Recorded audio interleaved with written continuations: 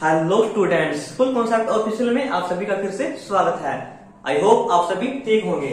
तो यहाँ पर हम करने वाले हैं class 10 NCERT math exercise 1.3 question number 1। Question number 1 में हमारे पास क्या है? Prove that root 5 is irrational. हमने क्या प्रूव करना है कि रूट 5 एक इरेशनल नंबर है।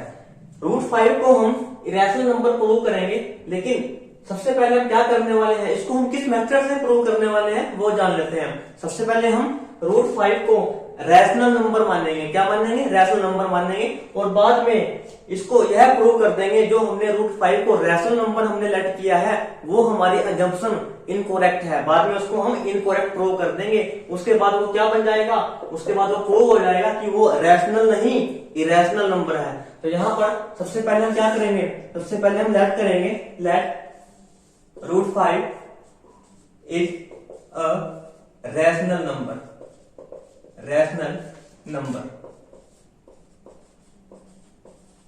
जैसे ही रूट 5 रैशनल नंबर बन गया, रूट 5 किसके इक्वल आएगा? Root 5 is equal to a by B, क्योंकि जो रैशनल नंबर होता है वो a बाई बी की फॉर्म में होता है। इसमें b क्या होता है? Not equal to 0। b कभी भी क्या रहेगा? 0 नहीं होगा। b कभी भी 0 नहीं होगा। और इसमें हम क्या मान लेते हैं? a and b are coprime. Coprime number कौन से होते हैं? कोप्राइम नंबर्स वो नंबर रहेंगे जिनका HCF 1 होता है। कोप्राइम नंबर वो नंबर होते हैं जिनका HCF 1 होता है। मतलब a एंड b कोप्राइम हमने यहाँ पर लेट कर दिया, और a एंड b क्या रहेंगे? इनको सिर्फ 1 ही डिवाइड कर सकता है, 1 के अलावा इनका कोई भी फैक्टर नहीं है। तो यहां पर सबसे पहले हम क्या करेंगे? Cross multiply. तो यहां पर root 5 b is equal to a।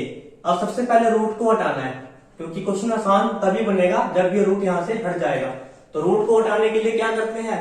Squaring on both sides. Squaring on both sides. Squaring on both sides. जैसे ही दोनों तरफ हमने स्क्वायर कर दिया, रूट 5 का स्क्वायर क्या आएगा? 5। b का स्क्वायर क्या बनेगा? b का स्क्वायर। एंड इधर क्या आएगा? a का स्क्वायर। यहां से यह प्रूव हो जाता है कि a स्क्वायर 5 से डिवाइड हो जाता है। a स्क्वायर 5 से डिवाइड हो जाता है। a square is divisible by 5। जब किसी भी नंबर का स्क्वायर किसी नंबर से डिवाइड होता है तब वो नंबर भी उस नंबर से डिवाइड हो जाता है। मान लो अगर हम बात करें 5 का स्क्वायर, ये क्या होता है? 25, और यह नंबर 5 से डिवाइड हो जाता है। 5 का स्क्वायर क्या होता है? 25। यह 5 से डिवाइड हो जाता है, तब ये जो नंबर है 5, ये जो नंबर है 5, ये भी क्या रहेगा? इस 5 से डिवाइड हो जाएगा। मतलब इसका स्क्वायर अगर इससे डिवाइड होता है तो यह खुद भी इस नंबर से डिवाइड हो जाएगा। ऐसे ही अगर a स्क्वायर 5 से डिवाइड हो जाता है तब a is also divisible by 5। यहां से हमारे पास ये जो इक्वेशन आई है इसको हम 1 लेट कर लेते हैं। इसको हम इक्वेशन नंबर 1 लेट कर लेते हैं। अब यह तो पता चल जाता है कि a जो है वो 5 से डिवाइड हो जाता है, लेकिन अभी भी हमें यह नहीं पता कि वो a से डिवाइड मतलब a जो है वो 5 से डिवाइड कितने पे होता है। वो a जो है 5 के टेबल में कितने पे आता है। तो यहां पर हम लेट कर लेते हैं, let a is equal to 5। a जो है डिवाइड होता है 5 से, लेकिन कितने पे? c पे हो जाता है। लेट कर लिया कि हमने लेट कर लिया कि a जो है 5 से डिवाइड होता है और कितने पे? c पे। तो यहां से a is equal to 5c। ये हमारे पास आ गई दूसरी इक्वेशन। कौन सी इक्वेशन आ गई? दूसरी इक्वेशन यहां पर आ जाती है। अब हमने क्या करना है? a की वैल्यू कितनी है? 5c। उसको पुट करना है इक्वेशन 1 में। इक्वेशन 1 क्या थी हमारे पास? यहां पे लिखेंगे पुट द वैल्यू ऑफ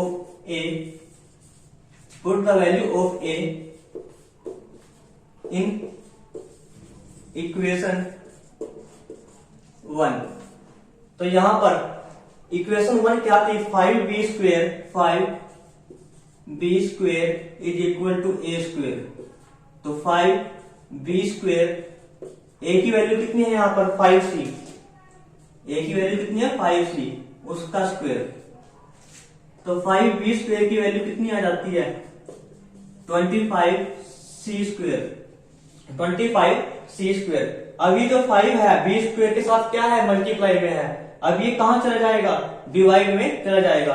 तो यहां से ये 5 कहां चला जाएगा डिवाइड में चला जाएगा। तो b square is equal to 25c square by 5, 25c square by 5। तो यहां से क्या वैल्यू सामने आ जाती है, यहां से आ जाती है 5 5 जा 25, 5 5 जा 25। b square is equal to 5c square. अब यहां से क्या प्रूव हो जाता है कि b स्क्वेयर 5 से डिवाइड हो जाता है। यहां से क्या प्रूव हो जाता है b स्क्वेयर 5 से डिवाइड हो जाता है। तो b square is divisible by 5। जब किसी नंबर का स्क्वेयर 5 से डिवाइड है तो वो नंबर भी क्या है 5 से डिवाइड होगा। And b is also divisible by 5। अब यहां से सबसे पहले हमने यह प्रूव किया था कि जो a है वो 5 से डिवाइड हो जाता है। अब यहाँ पर क्या प्रूव हो गया, जो b है वो भी क्या है 5 से डिवाइड हो जाता है। और हमने स्टार्टिंग में लेट क्या किया था, स्टार्टिंग में हमने यह लेट किया था a एंड b आर को प्राइम, मतलब a एंड b को सिर्फ 1 ही डिवाइड कर सकता है और कोई भी नंबर डिवाइड नहीं कर सकता। और हमारे पास यह प्रूव हो गया कि a को तो 5 डिवाइड कर देगा और b को भी 5 डिवाइड कर सकता है। तो इसका मतलब हमने जो यहाँ पर अजम्पशन की थी, जो हमने लेट किया था वो इनकरेक्ट था। जो हमने अजम्पशन की थी वो क्या थी इनकरेक्ट थी, हमने उसको गलत मान लिया था। तो यहाँ पर हम क्या लिखेंगे, और यहां पे लिखेंगे there is a common factor of a and b other than 1। यहां पर क्या है a एंड b का कॉमन फैक्टर है अदर देन 1 के अलावा भी a एंड b का एक फैक्टर है। तो यहां पर क्या रहेगा our assumption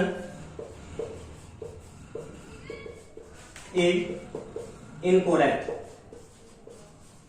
Our assumption is incorrect। जो हमने assumption की थी वो क्या है incorrect थी, वो हमने जो लेट किया था वो गलत किया था। So we can say that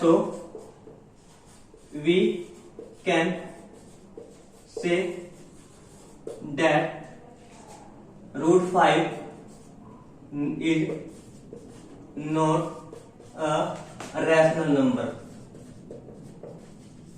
root 5 is not a rational number. Root 5 क्या है, एक रैशनल नंबर नहीं है। हमने स्टार्टिंग में लेट क्या किया था, रूट 5 एक रैशनल नंबर है, लेकिन हमारी जो अजम्पशन है वो इनकरेक्ट प्रूव हो जाती है। और यहां पर हमने क्या लिख दिया, root 5 is not a rational number. अब रूट 5 एक रैशनल नंबर नहीं है तो फिर रूट 5 है क्या, irrational number. Then root 5 is a irrational number। इस तरह से हमने यह प्रूव कर दिया कि रूट 5 जो है वो एक इरेशनल नंबर है। आई होप आप सभी को यह क्वेश्चन अच्छे से समझ में आ गया होगा। मिलते हैं अगली वीडियो में अगले क्वेश्चन के साथ।